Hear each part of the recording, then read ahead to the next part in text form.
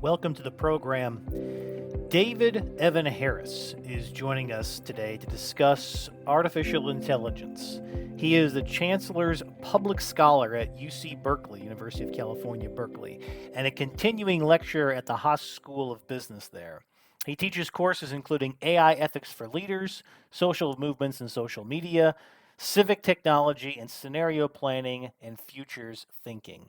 He's an affiliated faculty member with the Center for Information Technology Research in the Interest of Society, the Center for Latin American Studies, Center for Equity, Gender, and Leadership, and the Business and Public Policy Group at UC Berkeley. He has expertise across a wide range of topics, including responsible AI, social media, misinformation, democracy, philanthropy, social movements, global political economy, poverty, inequality, development, Brazil, and Latin America. He is a lecturer, he is a professor, he is a scholarly individual. And so the conversation that we're going to have today really takes a academic look at the risks posed by artificial intelligence in all of its forms, especially generative AI.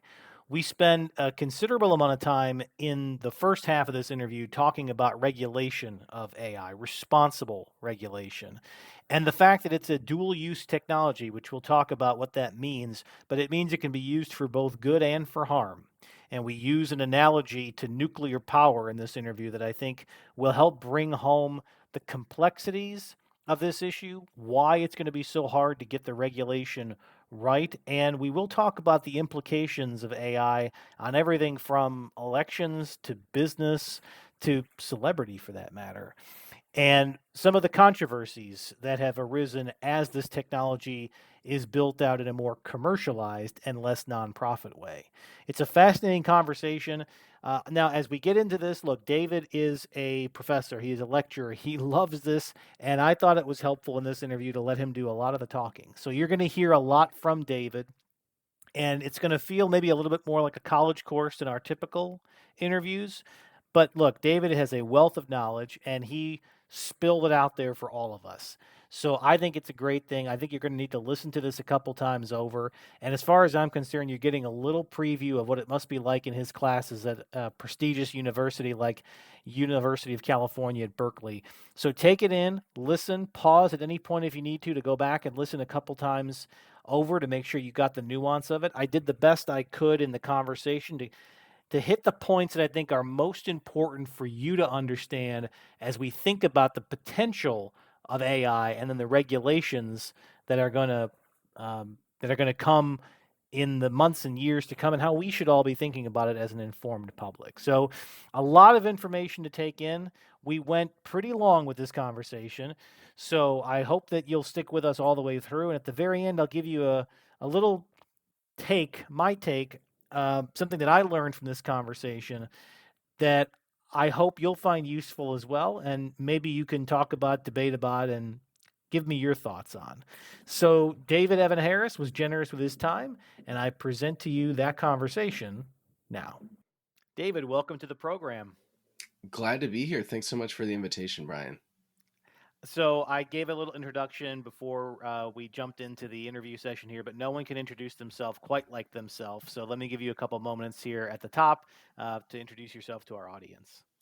Yeah, happy to do so. My name is David Harris, and I teach at the University of California at Berkeley. And I do research with a number of different organizations, the International Computer Science Institute, which is also at Berkeley, the Center for International Governance Innovation in Canada, the Brennan Center for Justice at NYU School of Law, and just recently started doing some work with a group called the California Initiative for Technology and Democracy, where I'm advising California legislators about AI and elections and social media and helping them write legislation about these topics. And we are going to get into much of that over the next 45 minutes or so on this conversation. So let's start with, for the benefit of our audience, let's assume folks at this point, we've talked about in this show, understand the basics of artificial intelligence, including generative AI.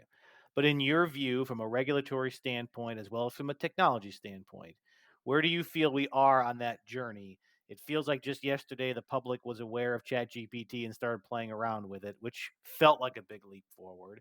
Now it's part of the public consciousness.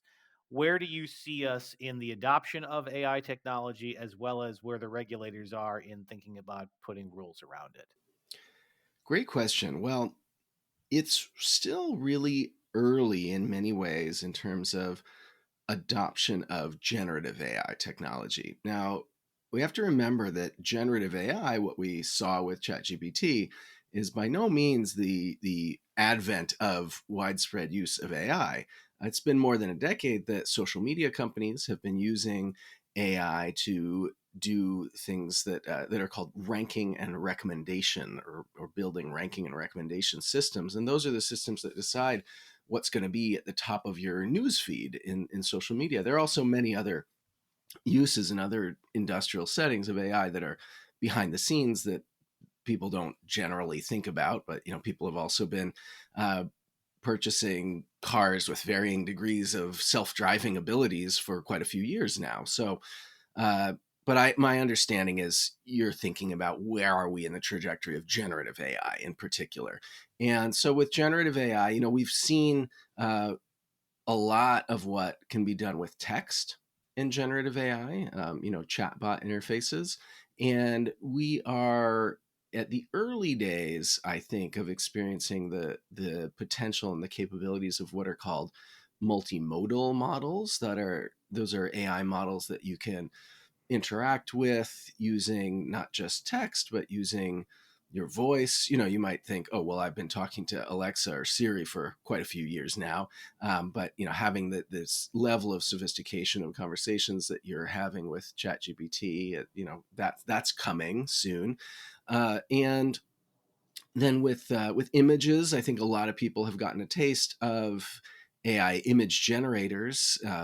Things like Midjourney is a common one. Stable Diffusion is another one that a lot of people have used. And now, DALL-E 3, which is OpenAI's image generator, is part of the latest version of ChatGPT. And uh, Google's Gemini also has image generation capabilities built into it. So I think we're seeing that. Now, the thing that we're at the very beginning of is AI generated video. And I'll give you two interesting examples of that. The one that maybe made more headlines was Sora, which is OpenAI's video generator. Now, that has not been released publicly. They've just given access to a small handful of testers. And that's probably because it's still early in the testing phases and they're not quite sure what it's going to do, and B, because it's probably very computationally expensive to run that. And I don't think we're going to see free AI image or AI video generating tools at any time in the immediate future that can generate long videos. But the other thing that's really interesting with AI generated video, now this has been pretty widely reported that in Hong Kong, a month or two ago, there was a bank employee who was convinced by deepfake videos that were actually on a Zoom call with him, or a video call with him in real time, moving their mouths and moving their faces in a way that he was convinced that they looked like his actual coworkers, and they convinced him to wire $25 million. And and that was a scam. Those were not his real coworkers. It was generated video. And that's another sign of, I think, what's to come. I think some people have started to experience the amazing new capabilities of AI in scams, in phishing, but I think we've really only scratched the surface of that. I think we're going to see a lot more use and experimentation with that. We're going to see a lot more with elections. The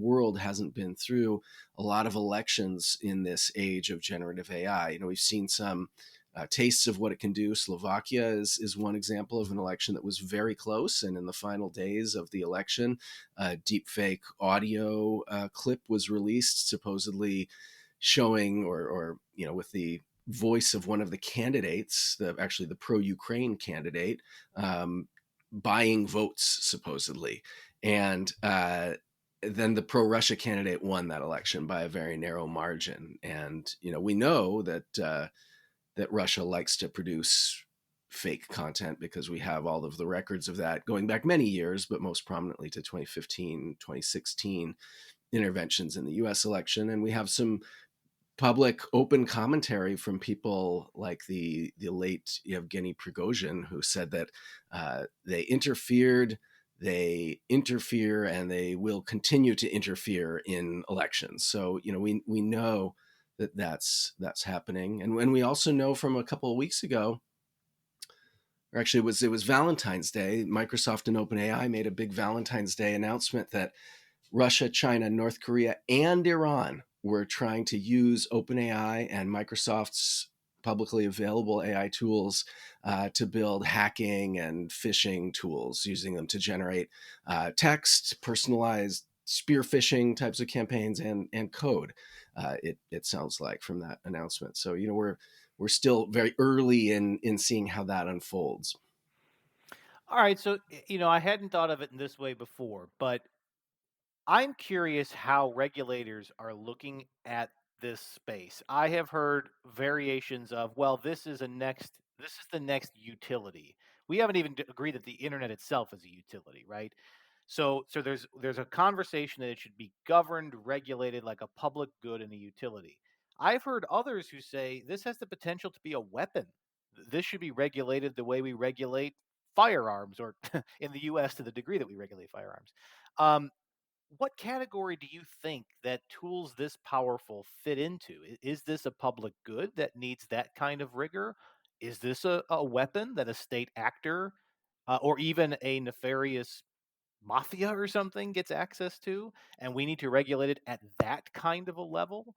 Or is there something in between? Am I maybe misinterpreting how we should be thinking about this as the public, let alone as regulators? So there's a great term for this, and the term is dual use. And dual use is a term that is most commonly associated today with nuclear technology. And so nuclear technology is dual use because, as most people are aware, nuclear technology can be used to build a power plant, to provide electricity to huge amounts of people. That's useful. Some people are concerned about the end of life radioactive material that's produced, but that power generating, electricity generating capability is a civilian benefiting use, like a utility.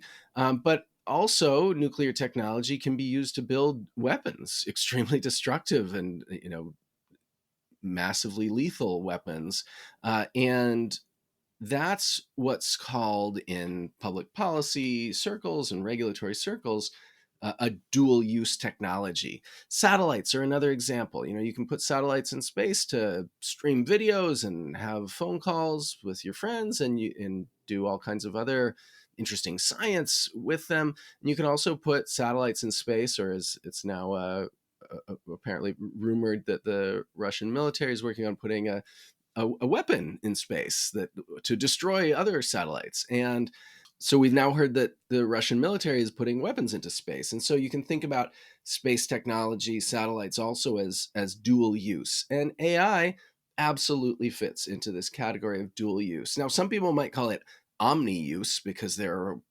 many shades of gray in between the civilian and the military or the weaponized applications. But I actually like using the term dual use because it fits into things that we already have precedents about in the policymaking world. And I actually advocated for the White House to use that term dual use and how they thought about it when I had some meetings last summer there with the Office of Science and Technology Policy. And then I was very happy a couple months later to see them embrace that term in the executive order on AI that came out in the fall last year. And that acknowledgement that AI can be a dual use technology is really important because, as is the case with any new technology, when it's introduced, we seek to understand it based on how we've understood previous technologies. Like when we're trying to figure out how to regulate the internet, and that's a great point that you made, that we haven't really fully embraced the idea that the internet is a public utility. But when we started thinking about how to regulate the internet, we started thinking about, how did we regulate TV? How did we regulate phones, fax machines, radio? And so we always build on this scaffolding that we have from earlier technologies. And I think in the case of AI, a better analogy than thinking about how we regulate the internet is thinking about how we have regulated access to nuclear technology.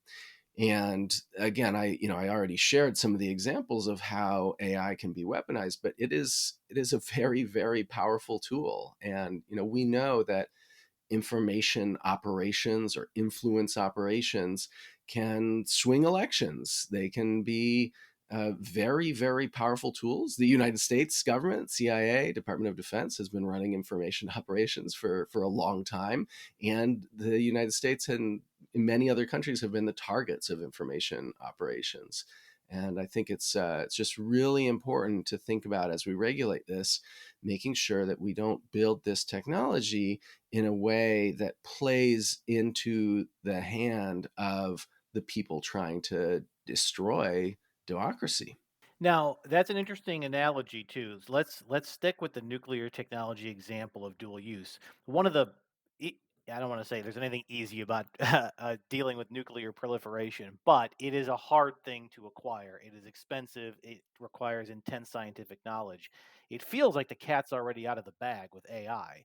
The basics of the knowledge are already out there for much of the world to know. Are we already at a point where trying to restrict access to the most dangerous elements is going to be difficult to impossible?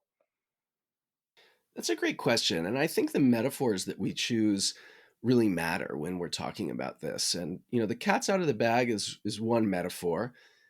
Another metaphor is that toothpaste is out of the tube. Another one that I really like is, you can't get the shit back into the horse.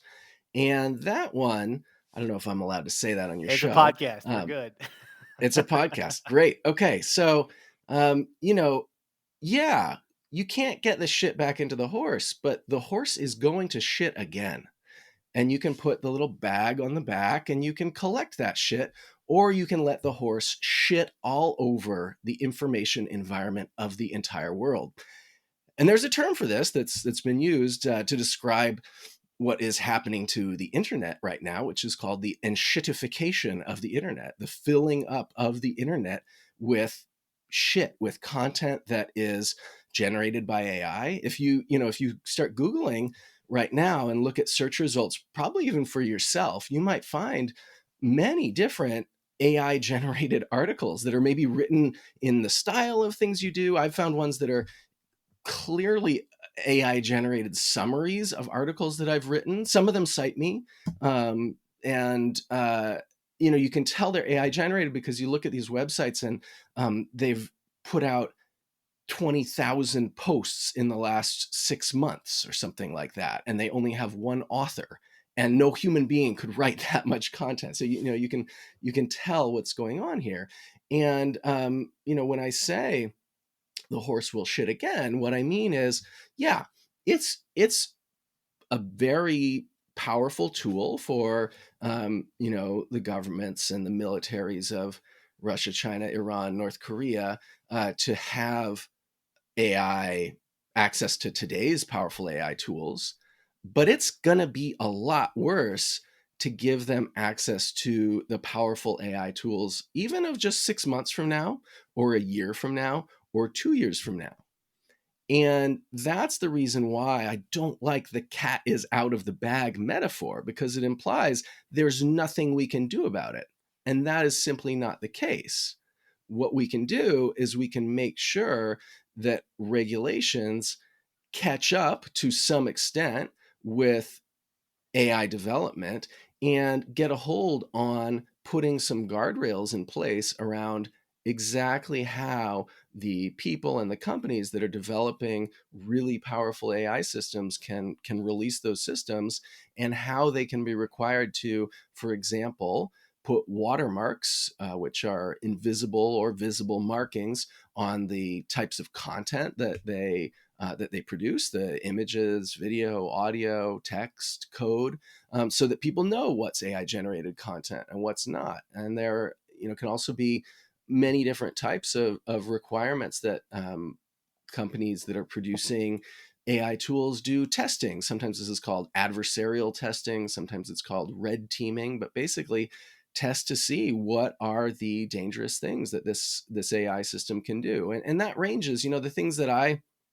have the most experience working on are the misinformation, elections, but also I've done a lot of work. I previously worked on the responsible AI team at Facebook and Meta, and when I was there, I did a lot of research about fairness and inclusion on in AI systems and making sure that AI systems are not biased against certain types of people, and that could be biased based on people's race, their gender, their age, their geography, the languages that they speak, their level of digital literacy. So that's a really important thing for regulation. Interestingly, with that question of fairness and bias, there are already laws in the United States, civil rights laws, that prohibit certain types of discrimination. And those laws could already be used to enforce, have been used to enforce. When I was working at Facebook, the United States Department of Housing and Urban Development sued the company for facilitating housing discrimination through the AI advertising targeting tools that existed.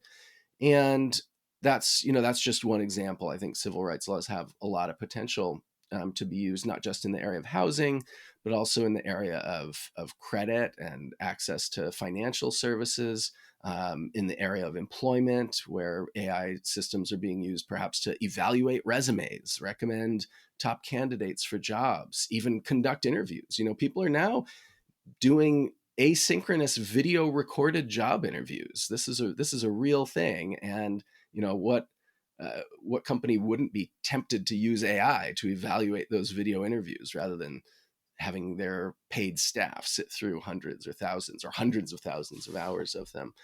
So I think there's the cat is not out of the bag, and there are plenty of reasons to work quickly, though, for regulators around the world. And the regulators that are really in the lead, and I think this is an important point.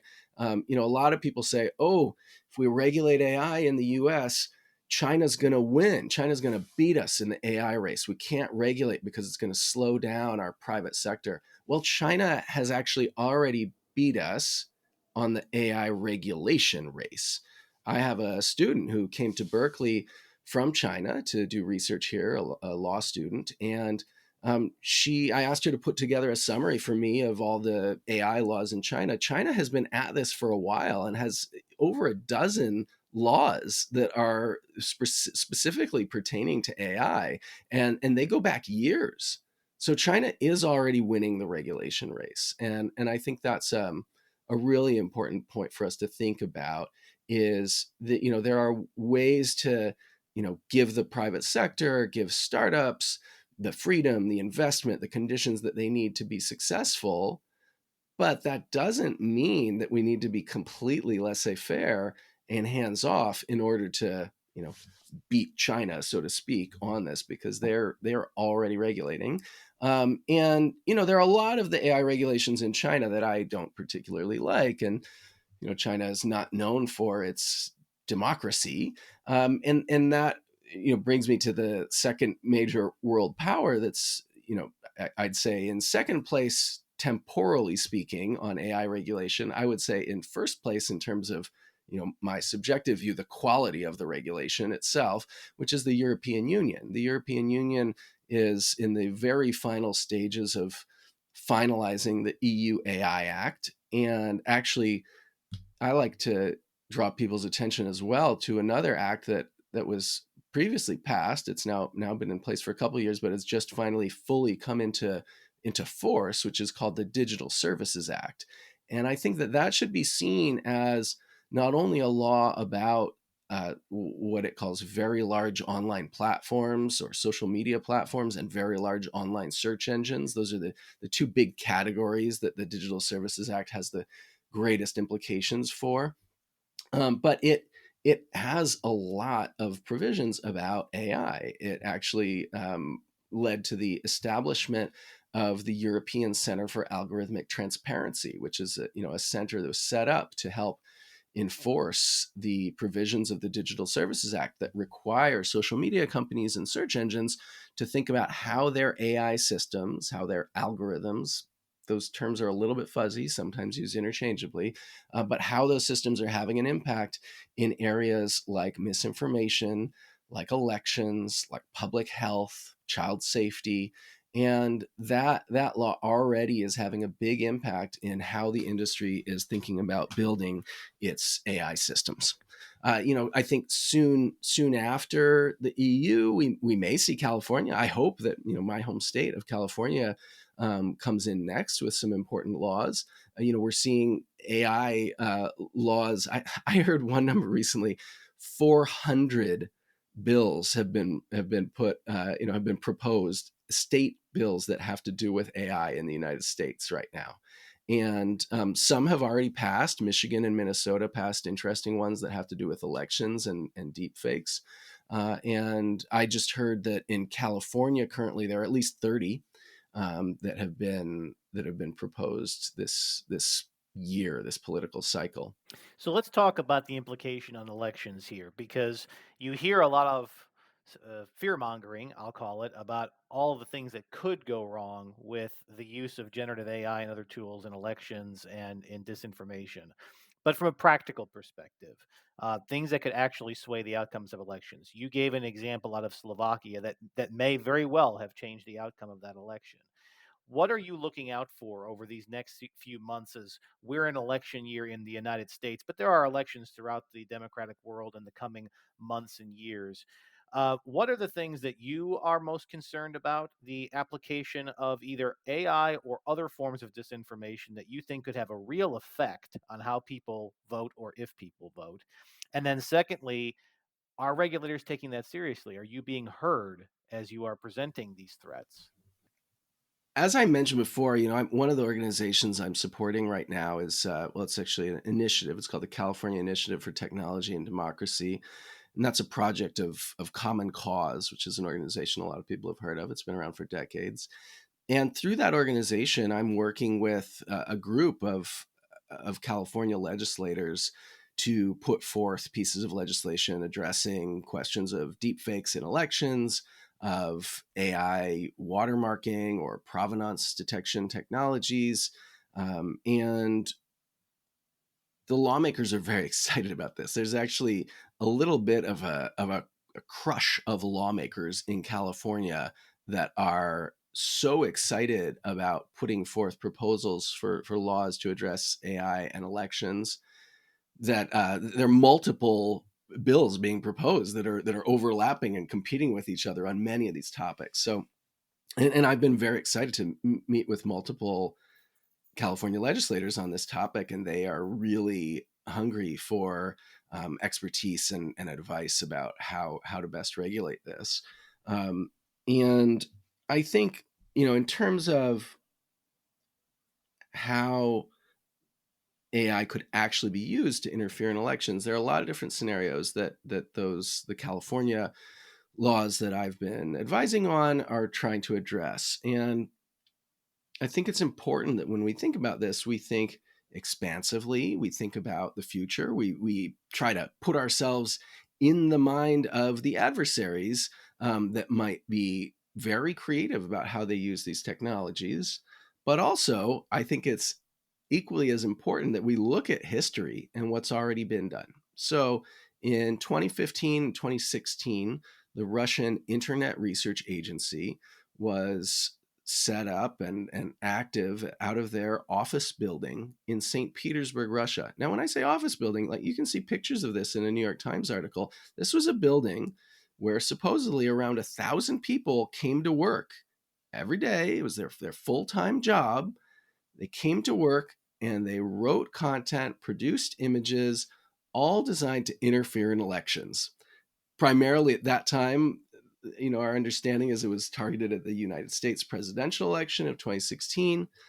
But this was a professional operation.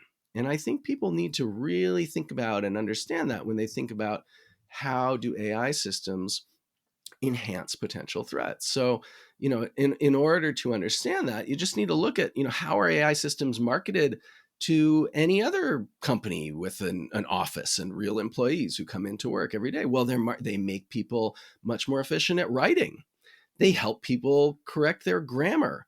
They help people create creative images to illustrate their writing and their reports. They allow for lots and lots of content production that looks like it was generated by human beings. And if we see this scramble around the world to buy up AI hardware and to introduce AI products, every company needs an AI strategy right now. I think we can safely assume that either an office building, with 1,000 people coming to work to interfere in the next U.S. election, is going to be much more effective because of AI, or, and maybe both of these things are true, or they're going to be able to be just as productive as they were with 1,000 people with only maybe 100 people, right? And maybe what that means is we're lowering the barrier to entry for what an author I love, Zeynep Tufekci, calls networked authoritarians. And these are authoritarian leaders who have mastered the technologies of the internet, of networks. And I think that's a really important term because there was a lot of optimism, and I was totally guilty of this in the early days of the cell phone, the early days of access to the internet. And I think many other people thought this is going to be a win for democracy. If everyone around the world who lives in these authoritarian countries has a phone, they can just video record all the abuses coming from these governments. Human rights abuses will end because everyone will have a camera and the internet. But no, that's not what's happening, because it turns out that networked authoritarians have a real advantage when using these tools. And there's something called the liar's dividend as well that is a really useful concept. It's the idea that as fake content becomes prevalent everywhere, people who want to lie can get away with it even more. And they can get away with it through producing fake content, but they can get away with it also by saying that something that did happen. And one example of this that I think is really instructive, that I got from a colleague of mine at Berkeley, Hani Farid, a professor of engineering and information who studies this. He gives this example of Donald Trump and the Access Hollywood tape, where he admits proudly to his habit of sexually assaulting women. And it's the grab them by the blank quote that many people were familiar with. So he actually admitted to saying that and apologized for it. And then a couple years later, he said that the audio recording was fake, which is really, really fascinating, because when you move into this world where that we're moving towards, I don't think we've fully arrived there yet, but this world where people don't believe anything they see or anything they read or any image or video. There's this move away from truth. The Rand Corporation has a great report on this, a series of research pieces on this that they call truth decay. As truth decay takes hold, it becomes a really good environment for these networked authoritarians. So in some ways, people trying to tear down our democratic institutions to interfere with elections have an inherent advantage. And the more brazen they are willing to be in using these technologies, the greater that advantage is. And when we saw this, this is one of these things that is so hard to believe, but in New Hampshire there was an audio deepfake, a robocall of Joe Biden encouraging people to save their vote for the actual election, not the primary, for the general election, not and not vote during the primary. And this cost a couple $100 and for them to make, and it was actually produced by a magician. It was amazing how cheap it is to produce the stuff that can be very disruptive, and how expensive and time consuming it can be to come up with the regulations. So I worry about audio deepfakes like that, like robocalls, but there are a lot of other things I worry about with elections. One thing that concerns me in particular is how AI generated content can be distributed through what are known as encrypted messaging platforms. Now, some examples of encrypted messaging platforms are WhatsApp, Signal, iMessage is encrypted if you're using it to message with other iMessage users. Telegram is another. Now, some of these, if you have options for encrypted, if you're doing communication in a small group, but if you're in a member of a big group or broadcasting your status, it's not encrypted. But in these encrypted messaging platforms, I think there is a particular advantage for people who are trying to interfere in elections because, and you might argue that it's by design by some of these companies that produce these platforms, the companies don't want to investigate how people are using their services. They made them encrypted, and they did not want to have responsibility for looking at what messages are being sent. And I think that actually we're at a moment where there was some great reporting from Wired and from in collaboration with a researcher, a friend of mine, Jeff Allen from the Integrity Institute. They did a lot of research on Telegram and looked at the ways that Telegram, even though they have policies about terrorism and terrorist recruiting and those things, which are actually, some of those are illegal content. Some types of those are illegal content in the United States and other countries. Even though they have policies against that, they weren't really working to enforce those policies, and that applies to the public and the encrypted channels. But I think there's a vehicle to do enforcement on those platforms that is underutilized. I would argue it's probably underutilized on most of those platforms, and none of them have transparency requirements that allow anyone other than themselves to tell us that. But this tool is looking at user reports. If you get spam on iMessage or on WhatsApp or on Signal or Telegram, there is a way you can block the person, and there is a way you can report it. I suspect that most of those platforms are not looking at most of the content that people report, unless it's child sexual abuse material or terrorist recruiting.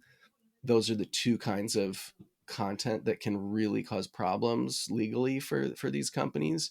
I suspect that a lot of that type of content, though, is still getting by.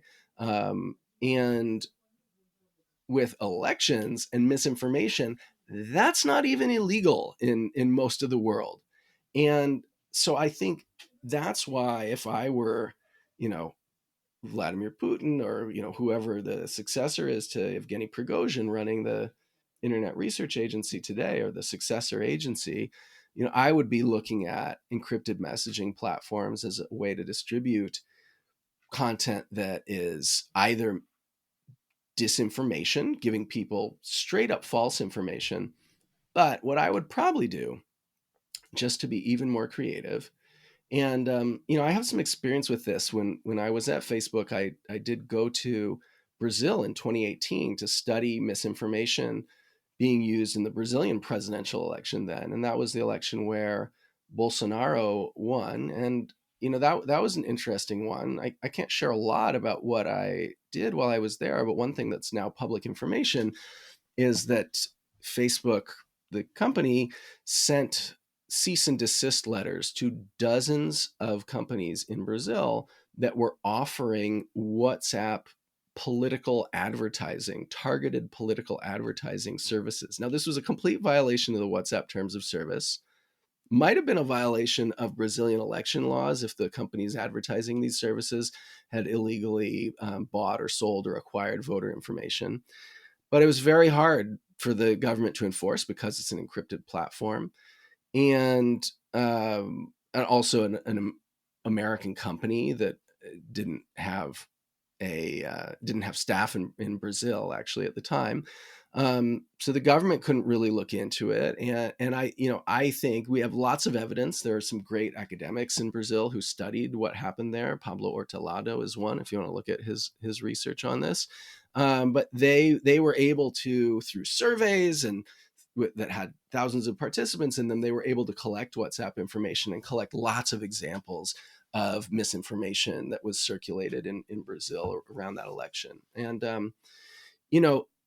what I said was maybe I wouldn't use misinformation, because there are lots of other things you can do to disrupt democracies. And I think we always have to remember that these adversaries like Russia, China, Iran, North Korea, their goal might be sometimes to elect a particular person to lead the United States. Maybe Russia, maybe Putin wanted to get Trump elected because he has some secret video of something that happened in a hotel room and he's got leverage over Trump and Trump is the best candidate. Who knows? I don't know. But there was some evidence that in 2016 that was one of Putin's goals. But there was also evidence, and the best thing to read about this is the Mueller report. It's redacted a bit, but also tons of information that's helpful to read on this. It seemed that also one of Russia's goals was just to decrease confidence in democratic institutions on the part of Americans. And there's another campaign that we saw reported on last year. Great article on this in the New York Times. It was a Chinese operation that Facebook dubbed the Spamouflage campaign. And it was a hard one for the social media companies to investigate. They had somewhere around 10,000 accounts just on Facebook and Instagram. Facebook, in a statement to the New York Times, said that it was the largest campaign that they're aware of, largest influence campaign. Of course, that they said that they're aware of implies they suspect there might be others that are bigger. But also, it was interesting because some of the content coming from these accounts just looked like spam, maybe financially motivated spam. But some of the content also appeared to have this other goal, which was just to make Americans more racist. And of course, you're as aware as anyone, I'm sure, that that's not something we really need here in the United States.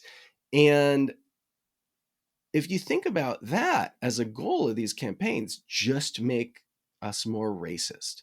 Or maybe another goal could be just make us not want to vote at all. Just make us more polarized. Just make Republicans think that Democrats are completely immoral pedophiles, and make Democrats think that every Republican is a horrible xenophobe, racist, anti-immigrant, gun carrying, what have you.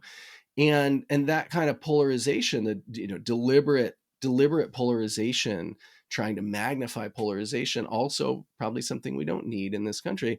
But that kind of campaign carried out over an encrypted messaging platform. And then you might wonder, like, oh, can they really convince people they're human? Will people really fall for it? And I've been hearing that at least one of the presidential campaigns in the primary going on right now was using an AI system, a large language model, to run its text message conversations with constituents, to both build their database, to find out who their supporters are, to raise money. And these systems can operate in interesting ways. I talked to a friend who previously worked in a company that sells these text messaging services to elected officials. And he said that actually you'd be surprised, one human being with the aid of an AI system, or maybe even an automated system that was generative AI, could have about 1,000 conversations over text messages with people, 1,000 one-on-one conversations per individual working there. So if you think about that, and you think about, okay, that number, again, he was working in that field before generative AI. Well, what is it now? Is it you need one human being to manage 10,000, 100,000 one-on-one conversations over an encrypted channel that has very low likelihood of being detected? And maybe I'll just say one other reason I would choose an encrypted, maybe I'll say specifically why I would choose WhatsApp if I were interfering in the United States presidential election. WhatsApp users are often people who are using it to communicate with people outside the US. And that's because WhatsApp is much more popular outside the US. And for a lot of those people, English is not their native language. And some of those people may have limited literacy, but also digital literacy. And that's a group that is particularly vulnerable to misinformation or to persuasion campaigns because they're not reading as much about what's going on in the news on a regular basis. Maybe they don't fully understand how to use their devices. Maybe they're less likely to be able to simply copy and paste. Some of us take for granted how to copy and paste on a phone. I bet you can find someone, maybe an older person in your life, who doesn't know how to copy and paste something out of a WhatsApp message and into Google search just to figure out, is this false? Is this misinformation? And again, maybe you don't need misinformation to accomplish your objectives of interfering with democracy and elections. It's a pretty thorough overview of where the risks are. Scary at the same time, but we need to be informed. We need to know, and we need to look out for these. So I know we're going to run short on time here, but I wanted to cover one other aspect of our conversation today, and this was to the degree that you are aware of this or have any of the background on it. A number of months ago, as we're recording this podcast, there was some controversy at OpenAI, which is probably the most notable AI company that the public is aware of, and their founder and leader, Sam Altman, who was sort of mysteriously and suddenly ousted, only to be brought back days later. And publicly, we still don't really know what happened there, but some of the business papers have reported that this may have been a governance and oversight issue, that Sam and others may have been pushing technologies within AI to a point, to a degree that the board was not aware of, and they felt like this is dangerous. They're moving faster than what we can responsibly roll out to the public. So I don't know if you can shed any more light on that situation, but whether you can or not, how should we in the public be thinking about leaders like Sam and others who are going to be leading companies who will own the intellectual property behind some of the most powerful generative AI tools of the future? And how do we put guardrails around individuals who could, in theory, take the mad scientist in the lab route and unleash a Frankenstein on all of us? Yeah, that's a great question. So I think there are a lot of lessons to take away from that episode at OpenAI. And I think the first was a big surprise for many people, which was to learn that OpenAI was actually structured as a nonprofit organization with a for profit subsidiary, with this very interesting capped profit structure where its investors could not make more than 100 times their initial investment in the company. And that was very creative, the way they set that up. Really interesting.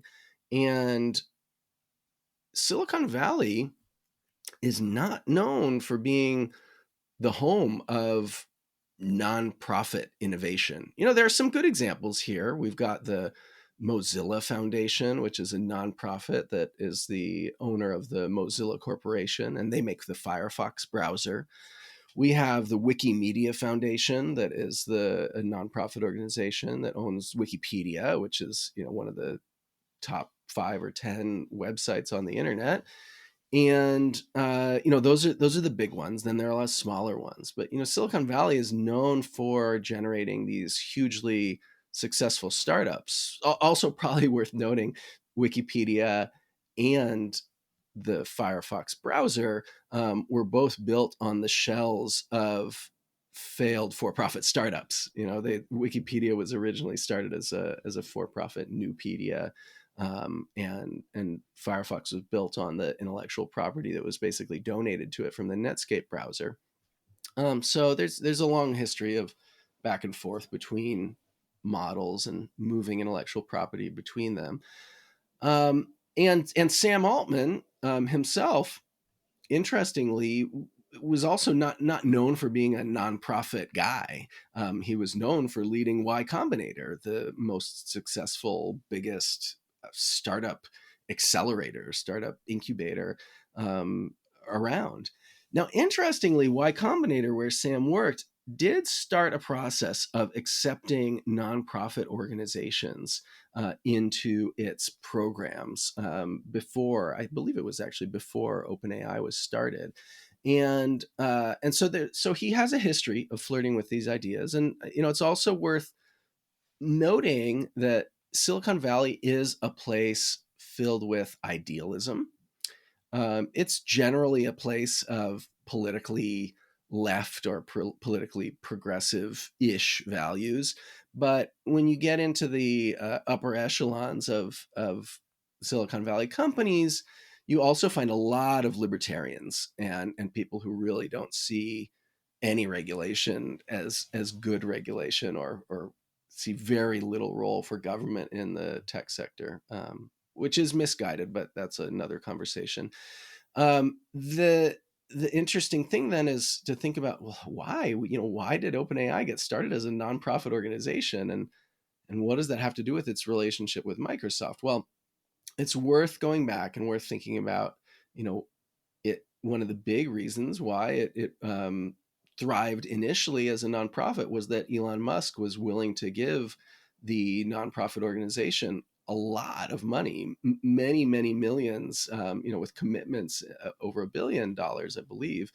And then he wasn't. He didn't like the direction that it took. So, to understand the Sam Altman exit, you have to go back to the Elon days, and you have to go back to this moment where Elon lost interest, and that's a deep rabbit hole of a conversation. But people can Google that and read a lot about it.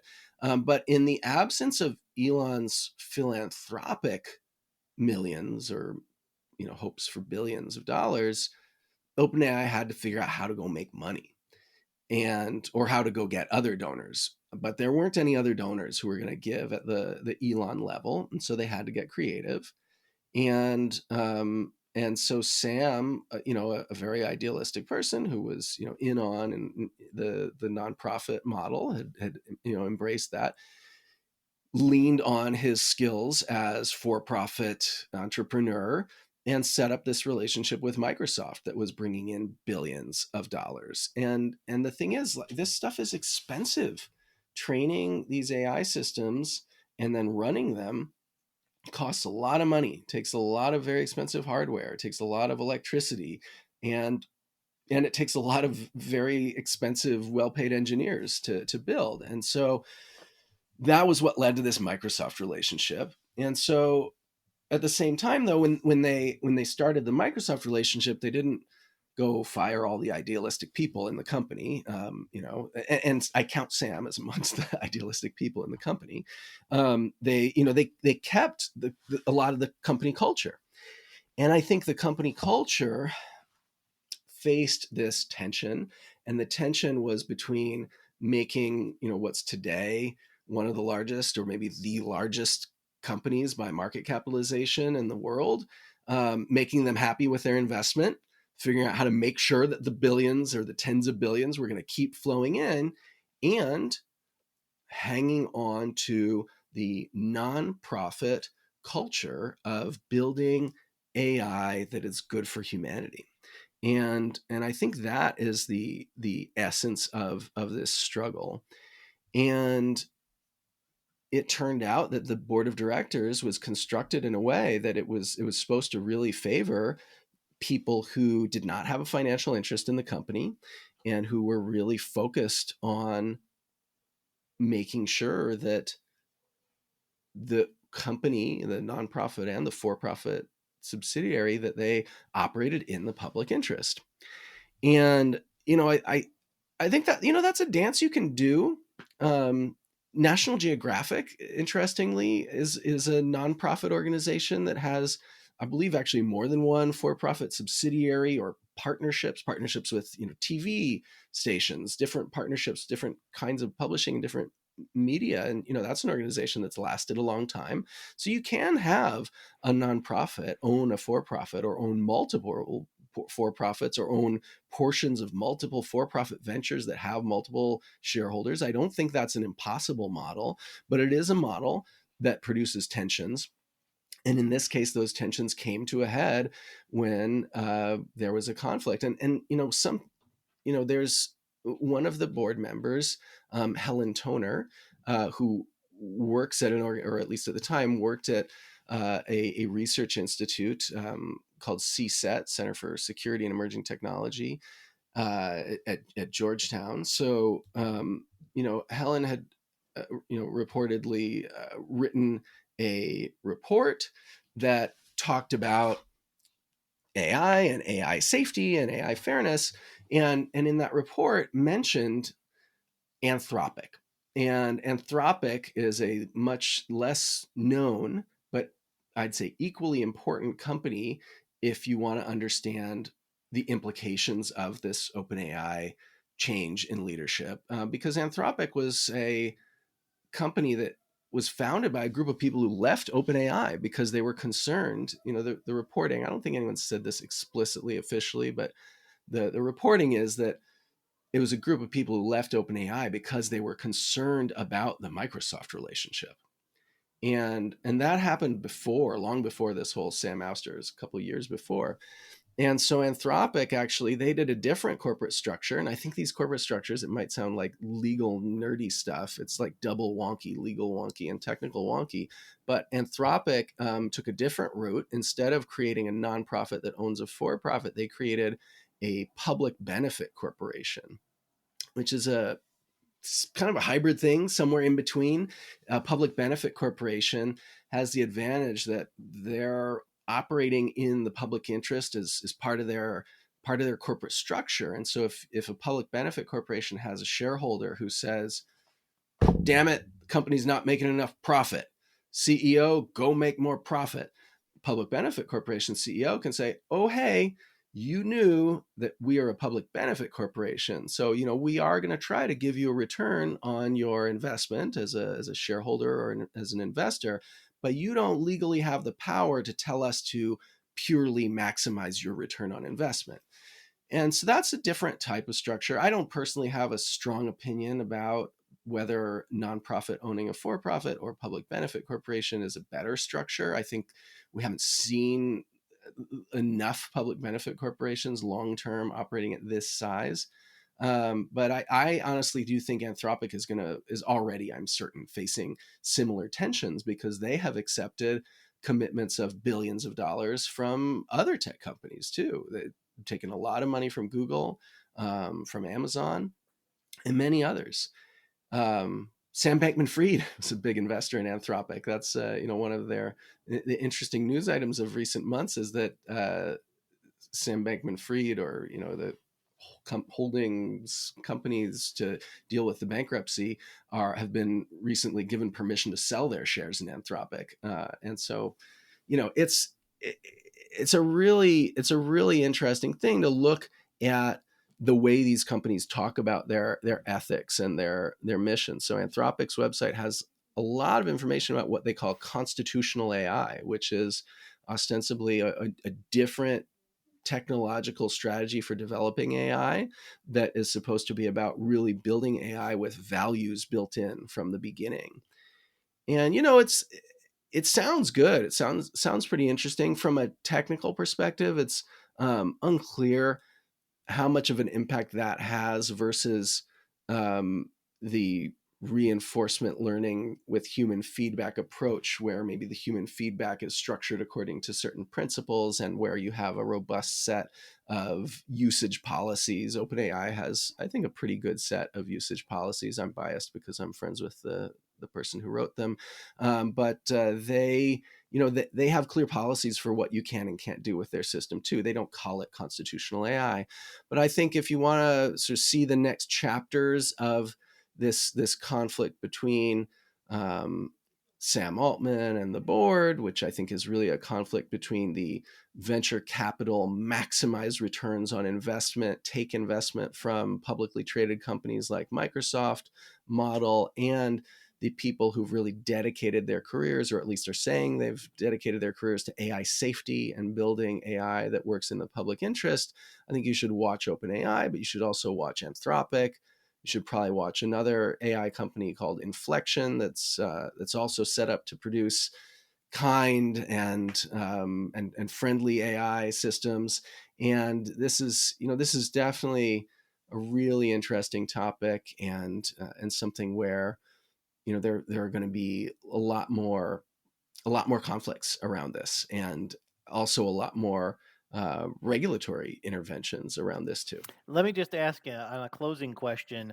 In that structure that you've described, where you have a company that's effectively formed in the public benefit, but you do have a CEO in place who is minding, the potential profitability of the organization. We talked about that tension.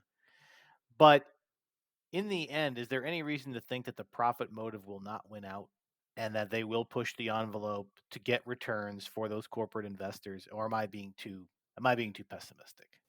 It's a great question. And actually, I think an interesting person to look at with this question is Mark Zuckerberg. And Mark Zuckerberg has said on many occasions that the structure of Facebook and now Meta actually allows the company to operate more in the public interest, because Mark Zuckerberg has these special types of shares in Facebook. Even though he doesn't own a majority of the company, he owns a majority of the voting rights to the company. And so people have said that means that Facebook and slash Meta today is also immune to shareholders showing up at a shareholder meeting and saying, Mark, you're not making enough profit for us, and so you need to manage the company differently. And that idea that this is better than a traditional publicly traded company where the voting rights are distributed and no one has majority control is interesting. It relies 100% on your assessment that one individual is not going to operate with a profit motive in mind, which I think is a very difficult assumption to make when you take into account that individual is surrounded by people all the time who are not yet billionaires, who maybe have, his C-suite of executives around him have maybe made their millions or tens of millions or hundreds of millions. A couple of them maybe are billionaires. But there's another set of people right around him that are helping him make every decision that still want to be billionaires. And then there's a set of people around all of those people who still want to be millionaires. And so that, I think, doesn't lend itself to a structure where the company is going to be able to fight off pressure to make more profit, especially because it's not just an abstract thing. People who work at these companies are paid a large portion of their compensation in company stock. And if the company's stock, or in the case of Anthropic or OpenAI, companies that are not yet publicly traded, they have, some form of equity in the company, the employees do, that's going to be a pretty hard sell. And, OpenAI and Anthropic are known for paying very, very well. They pay really top of market for Silicon Valley, which is already a place that pays really well. And I think it was interesting that you saw that, somewhere around like 90%, maybe more than 90% of OpenAI employees signed a document saying, bring back Sam Altman or we'll go work at Microsoft. That was pretty interesting. And I you have to think about what was, I didn't work there. I've never worked there. I know I know quite a few people who work there, but I think on the one hand, it felt very destabilizing to a lot of those people. Like, oh my God, there's this board of directors that can just get rid of our CEO, and we like him so much, and he's so great, and we trust him, and he cares about safety and making the world a better place, which are things that he probably does really care about. I don't know him that well. I've been in the room with him, but haven't really talked to him at length about anything. I like there's that I think it was 700 and something employees signed this thing saying they'd go follow Sam to Microsoft if they had to. But I think there's also the fact that those 700-ish employees were also not billionaires. And they also went to work at OpenAI because they liked the company, they liked the brand, they liked the idea they're doing something good, they liked the idea they're doing something cutting edge, they like the ethics of the company, and they also like getting paid more than they were getting paid at their last job, which is probably the case for the great majority of the people who work at OpenAI or Anthropic. There's a small set of people who might have taken a pay cut to work there, maybe because they thought it would lead to higher pay at some point, or maybe because they genuinely thought the company was more ethical than whatever their previous company was, and they were willing to take a pay cut. But I think OpenAI and Anthropic can afford to recruit with this double double thing that appeals to idealistic people in Silicon Valley. They can recruit based on both a claim that they are a more ethical company than the companies around them because of their leadership, their ethics, their public benefit corporation or nonprofit status as an institution, but they can also recruit based on being able to pay more than almost any other company around. And so I think that idea that the company will be able to, that either of those companies will be able to favor ethics over maximizing profit, it's tough. I think that there's this ideal world where there's just so much money flowing everywhere that that the companies can afford to take it a little slower. But another place to look to answer your question is Google. There's an interesting analysis. I think a lot of people saw last year. A group called the Future of Life Institute released this public letter that was signed by many tech industry people calling for a pause on AI development and a 6-month pause. And that was really interesting. Someone I had talked to pointed out, oh, actually, this would be the second pause in the history of generative AI, because there was another pause that happened inside of Google. In 2017, a group of Google employees published this paper called Attention is All You Need, where they introduced the transformer model that underlies so much of generative AI. And that was a paper that had 8 authors, and most of them worked at Google Research, Google Brain. There's an academic in the mix too. And Google had large language models. They had chatbots for years before OpenAI released ChatGPT, but there were internal questions about how could Google, a company that has built its whole identity on being the best place to get high quality information, right, about anything, the place you go for information when you want to know something, you go to Google. Google thought, oh, we can't really release these things that just make stuff up that seem like kind of unanchored to any ideas of truth. So that was the first pause. The first pause was inside of Google, somewhere between that 2017 paper and 2022. Google decided not to commercialize these technologies. So I think that's actually an interesting case. It's an interesting case because it shows that a company the size of Google, that is so profitable, that is publicly traded, that needs to make profit, they also have an interesting ownership structure that I won't go into, by the way, in terms of like the 2 founders having a lot of control. It's slightly different from the others we've talked about. But Google, maybe through restraint, decided not to ship that thing. Maybe it was actually just a calculated decision, like we can't afford to ship something based on this AI technology because it's too unreliable.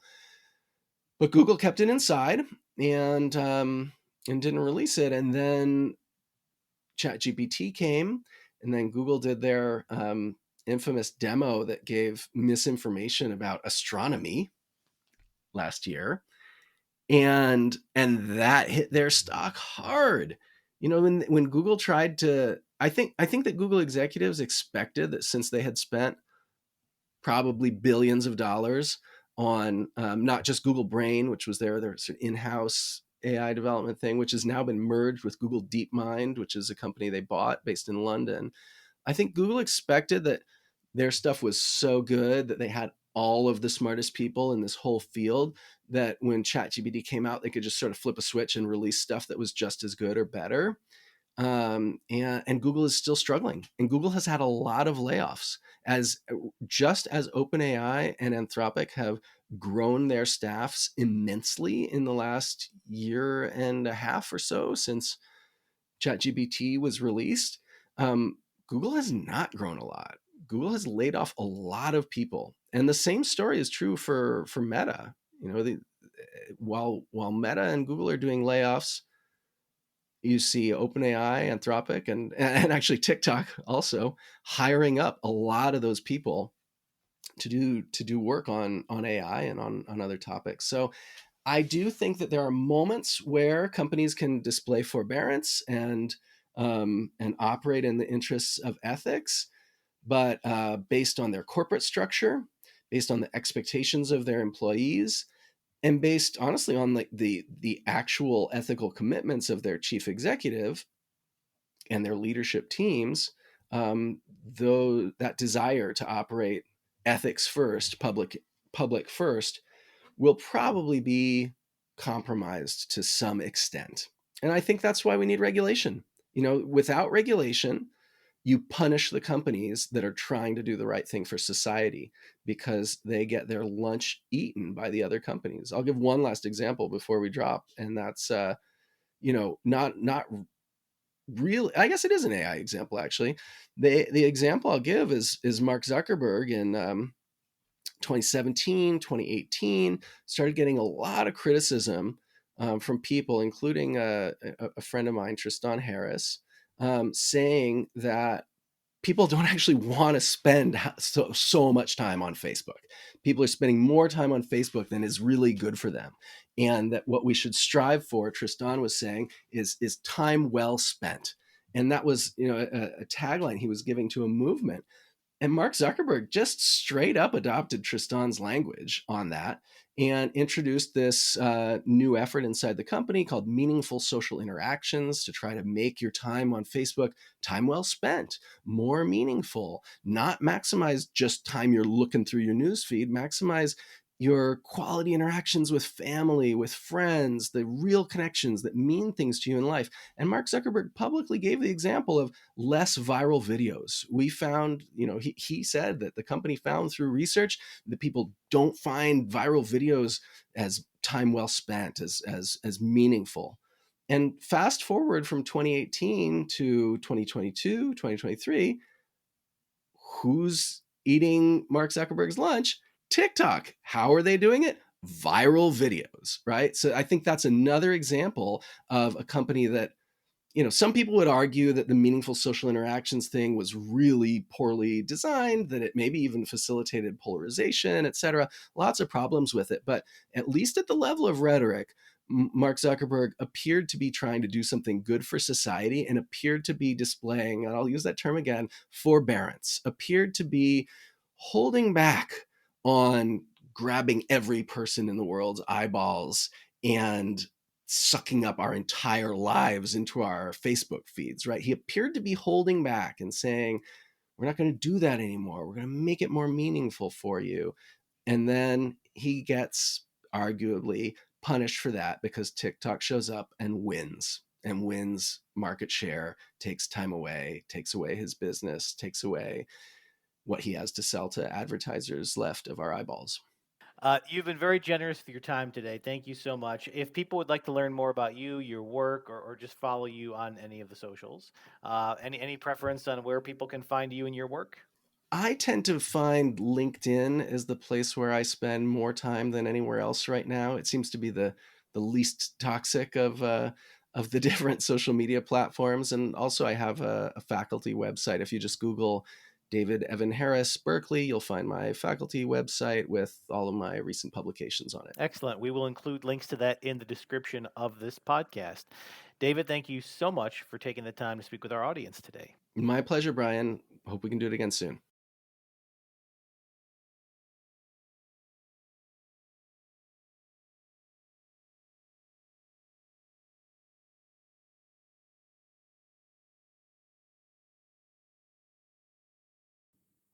A wide ranging interview and conversation that, at least for me, was extremely informative when thinking about all the aspects to not just what generative AI is and can be and all its potential uses, but everything that policymakers and regulators around the world have to consider and have to think about. But I want to spend 2 minutes at the end of this program, and I know it's been a long one, so thank you for sticking with me all the way through it. But I want to spend 2 minutes at the end of this show specifically on one thing that was brought up there. That's the first time that I'd really considered it, really thought about it. That's why we bring on the experts. And I want you to pay attention to it. Encrypted messaging platforms. Most of the time we think of these as WhatsApp. It's the most popular one, I believe, around the world. The potential for an encrypted platform that by its nature is designed to keep communications private and to keep any authority anywhere from being able to access those conversations is, by its very design, an easy place for anyone who wants to purvey or to project misinformation to dabble. It's also powerful because of the more one-to-one nature of what those platforms are designed to be and are supposed to be. It's an easy place for social engineering to take place if you can get one or two influential people and maybe just one or two people in your network to communicate lies or distortions of the truth in a way that's believable and might influence your behaviors. And the real risk there is that nobody will know it happened. There's no way to track it. There is no systemic way to even identify that it's going on at all. And it's an encrypted platform. No one's going to self-report. The reason you're on an encrypted platform is for the privacy. So that's an element that I had certainly not considered before. It adds a whole other layer of concern onto elections that are coming up, but not just elections. I know we keep thinking about it in those contexts, but I assure you that there are people in the advertising and the business community who are thinking about consumer applications for this, how they can change people's consumer behaviors, how they can change people's buying habits. It's not just about who you're going to vote for and all the implications of that, but who you choose to buy from, where you choose to travel, who you choose to engage with. Even think about the implications of that in some sort of a dating application, who you might be attracted to and why you might be attracted to them. The applications are enormous, but it's something that struck me in the middle of doing the conversation. I've gone back to listen to that segment a couple of times. I hope you'll do the same. And I've had a lot of different thoughts potentially on what this could mean beyond just the political discussion within which we kind of pose the question. And I certainly agree that that is going to be an area to watch very closely because I just don't know how you're going to know that it's happening. But I guess I would ask all of you who are listening here, look, if you engage on an encrypted messaging app, just know that there's a potential somebody could be trying to social engineer you. Keep your radar up, keep your antenna up. Tell your family, tell your friends to keep their antenna up, to be aware that these platforms can be used to manipulate just like every other communication platform. So I hope that you will share this with your network, share it with your friends, share it with your professional network, share it with your family, because what we heard here today in this conversation, I think is important for everybody and will make us all more aware of all the potential threats, but the potential positive uses of this technology as well. And I have links to all of David's sites and socials in the description of this program. If you are not accessing this through Apple Podcasts, Spotify, iHeartRadio, or any of your other favorite podcast apps, you can go to my website, brianjmatos.com, find those links there. You can also find preview clips and entire episodes of the Brian J. Matos podcast on YouTube. Just search for my YouTube channel at Brian J. Matos Podcast.